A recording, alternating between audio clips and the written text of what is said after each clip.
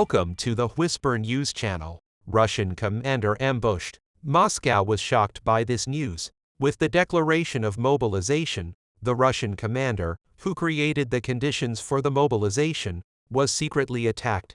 Russia officially confirmed the attack. In this process, the Kremlin continues to deal with internal turmoil. Wagner organization leader Prigozhin faced Putin for the first time after the coup attempt.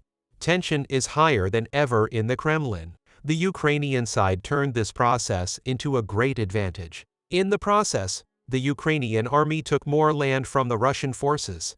The advance of the Ukrainian special forces still could not be stopped. Within 2 weeks, 300 square kilometers of area was completely cleared of Russians.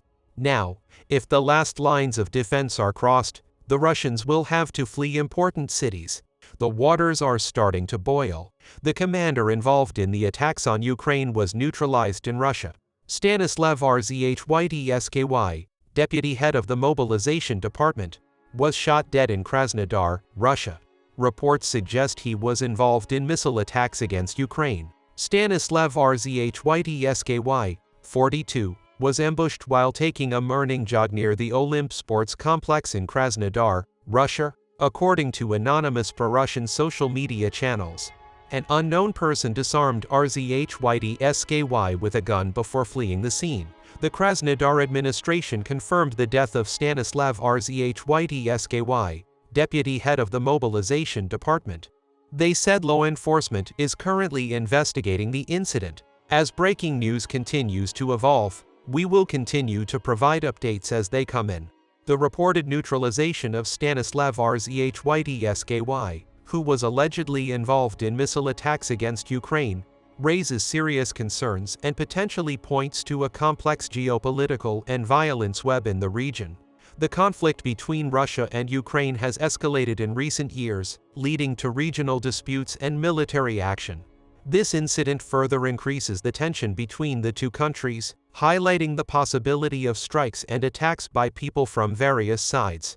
The neutralization of Rzhytsky in Russia adds another layer of intrigue to the situation. It draws attention to the potential presence and activities of actors connected with the Ukrainian conflict on Russian soil. The Wagner terrorist organization leader Prigozhin and Russian President Putin met face-to-face for the first time after Prigozhin's coup attempt, before Moscow could dismiss it over the first shock. Russian President Vladimir Putin allegedly met with Wagner Group leader Yevgeny Prigozhin 5 days after the armed uprising. The Kremlin confirmed that Prigozhin and 35 Wagner commanders were invited to the Moscow meeting. Putin reportedly discussed the situation in Ukraine and the uprising of the rebels. According to a new Kremlin statement, Russian President Vladimir Putin met with the leader of the Wagner Group, Yevgeny Prigozhin, 5 days after the rebel group's armed uprising. It is reported that Prigozhin and 35 Wagner commanders attended the meeting, which took place in Moscow. Kremlin spokesperson Dmitry Peskov stated that during the meeting, Putin evaluated the latest situation in Ukraine as well as the Wagner rebellion. After the uprising, Putin accused his former ally Prigozhin of treason, starting an armed uprising and stabbing the country in the back. The uprising, which lasted for 24 hours and started on June 2023, ended with the mediation of Belarusian leader Alexander Lukashenko. According to the agreement, Prigozhin agreed to go to Belarus. The agreement also envisaged the integration of Wagner soldiers into the Russian army. Kremlin spokesperson Peskov said in a statement today that Putin discussed the uprising in the last meeting and then listened to Prigozhin's statements. Putin then reportedly offered several suggestions on how the Wagner Group could be employed in the future. According to Peskov, Prigozhin told Putin during the meeting that his group provided unconditional support. But what exactly happened during the rebellion and how it was dealt with is still unclear.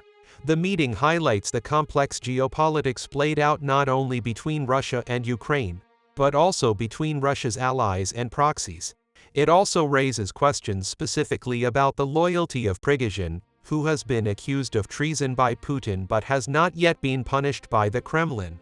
Prigozhin's whereabouts are also currently unknown. Last week, Belarusian leader Lukashenko announced that Prigozhin is still in Russia. On 30 June, the BBC confirmed that Prigozhin's private jet had flown to Belarus but returned to Russia the same night. The story raises many questions about the Wagner Group and its activities. Wagner is a private military company that has reportedly been involved in a variety of conflicts, including the Syrian civil war and the Ukrainian conflict.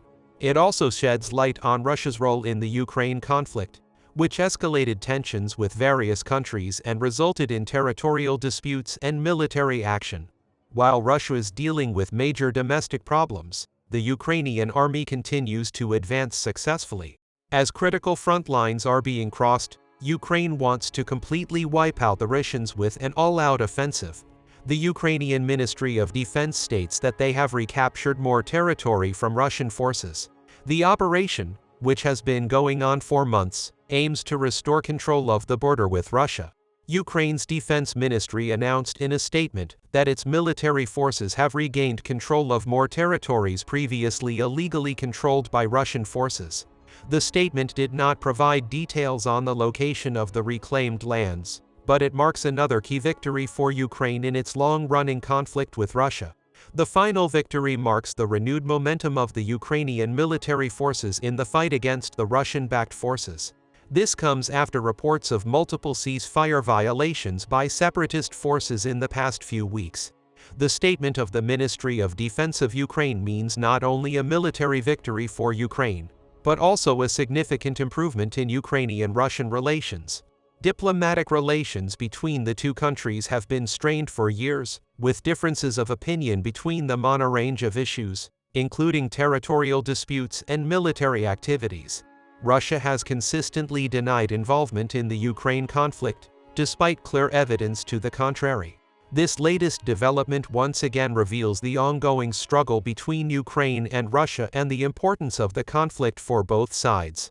The conflict has political and economic consequences not only for Ukraine and Russia, but also for the wider geopolitical context. This resulted in various sanctions and political tensions between the parties involved.